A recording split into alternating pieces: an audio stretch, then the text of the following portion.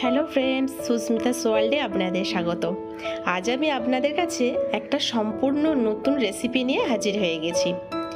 আজ আপনাদের বানিয়ে দেখাবো একটা দারুণ নতুন স্বাদের সুস্বাদু রেসিপি। আর এই রেসিপিটা হলো এগ চিজ পরাঠা। চলুন তাহলে রেসিপিটা শুরু করে যাক। প্রথমে আমি একটা বড় বাটি নিয়েছি, তার মধ্যে দুটো ডিম ফাটিয়ে দিয়ে দিয়েছি। এবার ওর মধ্যে দিয়ে দিলাম 1 কাপ দুধ আর ডিমটা খুব ভালোভাবে হ্যান্ড হুইস্কের সাহায্যে মিশিয়ে নিতে হবে। খুব ভালোভাবে ডিম আর দুধটা একসাথে মেশানো হয়ে গেলে ওর মধ্যে দিয়ে দিতে হবে 1 কাপ ময়দা। এবার ময়দাটা দিয়ে খুব ভালোভাবে ডিম আর দুধের সাথে মিশিয়ে নিতে হবে। বেশ কিছুক্ষণ সময় নিয়ে ময়দাটা ডিম আর দুধের সাথে মিশিয়ে নিতে হবে। এমনভাবে মেশাতে হবে যাতে ময়দার মধ্যে কোনো লাম্পস না থেকে যায়। আপনাদের দেখে হয়তো মনে হতে পারে যে এটা একদম লিকুইড হয়ে গেছে, পাতলা হয়ে গেছে, এটা বানানো হয়তো যাবে না, কিন্তু একদমই না। এর মধ্যে আমি অনেক কিছু ইনগ্রেডিয়েন্টস অ্যাড করব, তারপর দেখবেন এই ব্যাটারটা অনেকটাই ঘন হয়ে গেছে। এবার আমি ওর মধ্যে দিয়ে দিলাম একটা মাঝারি মাপের গ্রেট করে রাখা আলু, দিয়ে দিলাম বরবটি, দিয়ে দিলাম ক্যাপসিকাম, ধনে পাতা কুচি, একটা গাজর গ্রেট করে নিয়েছি,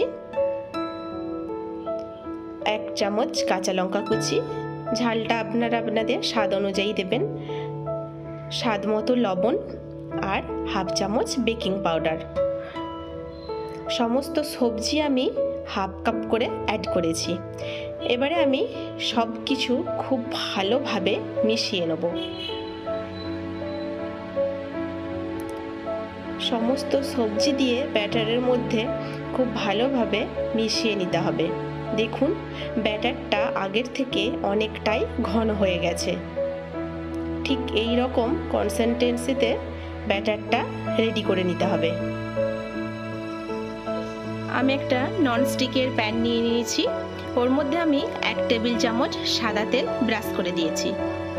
তেলটা ভালো করে গরম হলে ওর মধ্যে আমি দিয়ে দিলাম হাফ ব্যাটার।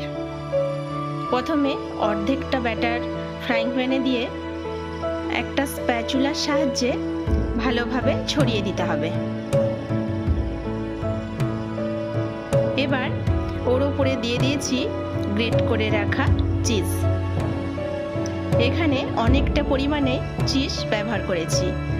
এখানে আমি 1 কাপ চিজ ব্যবহার করেছি, আপনারা কম বেশি করতে পারেন। চিজটা দেওয়া হলে বাকি যে অর্ধেকটা ব্যাটার সেটা ওপর থেকে দিয়ে দিতে হবে। পুরো ব্যাটারটা দিয়ে এবারে আবারও স্প্যাচুলার সাহায্যে ভালোভাবে ছড়িয়ে দিতে হবে যাতে চিজটা পুরোপুরি কভার হয়ে যায়। এবারে ঢাকা দিয়ে 10 মিনিট হতে দিতে হবে। লো আছে 10 মিনিট এটা আমি বেক করে নিয়েছি। এবারে খুব সাবধানে উল্টে দিতে হবে। খুব ভালোভাবে উল্টানো হয়ে গেছে, আবারও ঢেকে 5 মিনিট রান্না করে নেব। 5 মিনিট পর ফিরে এলাম। চিজ পরাটা একদম রেডি হয়ে গেছে সার্ভ করার জন্য। দেখতে কতটা সুন্দর হয়েছে তা আপনারা দেখতেই পাচ্ছেন। এবার একটা ছুরির সাহায্যে এইভাবে পিস পিস করে কেটে নেব। তৈরি হয়ে গেল দারুণ টেস্টি ও হেলদি এগ চিজ পরাঠা। আপনারা বাড়িতে অবশ্যই এটা একবার ট্রাই করবেন আর কমেন্ট করে আমাকে জানাবেন আপনাদের কেমন লাগলো খেতে। আর শেয়ার করে এই রকম একটা নিউ রেসিপি অন্যদেরকেও দেখার সুযোগ করে দেবেন। দেখুন একটা ভেঙে দেখাচ্ছি, ভেতরটা একদম চিজে ভর্তি। প্রত্যেকটা কামড়েই চিজের স্বাদ আপনারা পাবেন।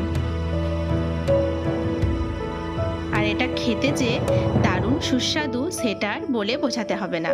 এখানে আমি মেয়োনিজ দিয়ে এই এগ চিজ পরাটাটা সার্ভ করেছি। আপনারা চাইলে টমেটো সস দিয়েও খেতে পারেন। সন্ধ্যাবেলার স্ন্যাক্সে এইরকম একটা রেসিপি থাকলে জাস্ট জমে যাবে। আমার চ্যানেলটি যদি সাবস্ক্রাইব করে না থাকেন, সাবস্ক্রাইব করে দেওয়ার জন্য অনুরোধ রইল।